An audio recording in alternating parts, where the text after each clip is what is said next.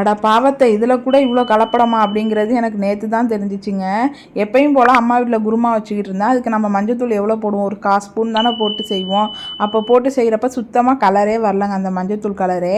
அம்மா கிட்டே கேட்டேன், என்ன மஞ்சத்தூள் கலரே வரமாட்டேது அப்படின்னோடனே அம்மா சொன்னாங்க, நீ வந்து 1/2 ஸ்பூனாக போடு, அப்போ தான் மஞ்சத்தூள் கலர் வரும் அப்படின்னாங்க. உடனே நான் எங்கள் அம்மாட்ட பேசினேன், நான்லாம் 1/4 ஸ்பூன் போட்டாலே மஞ்சத்தூள் நல்லா கலர் வந்துடும் குருமாக்கு, நீ என்ன 1/2 ஸ்பூன் போட சொல்கிறேன்னு. அப்போ தான் அம்மா சொன்னாங்க, நீ வந்து பாக்கெட்டில் வாங்குகிற மஞ்சத்தூள் வாங்கி போடுவேன், அதில் வெறும் கலர் பவுடர் தான், அதனால் உனக்கு கொஞ்சோண்டு போட்டாலே கலர் வந்துடும். ஆனால் நான் வந்து மஞ்சளாக வாங்கிட்டு வந்து காய வச்சு அரைச்சி தான் யூஸ் பண்ணுவேன், அதனால தான் கலர் வராது அப்படின்னு. அதை கேட்டோடனே ஒரு மாதிரி சுருக்குன்னு ஆயிடுச்சு. ஏன்னா பிள்ளைய நம்ம பார்த்து பார்த்து அதை கொடுக்கக்கூடாது இதை கொடுக்கக்கூடாதுன்னு வளர்க்குறோம். ஆனால் டெய்லி நமக்கே தெரியாமல் இவ்வளோ கலர் பவுடரை வீட்டில் உள்ளவங்க நம்ம எல்லாருமே சாப்பிட்ருக்கோமே அப்படின்னு.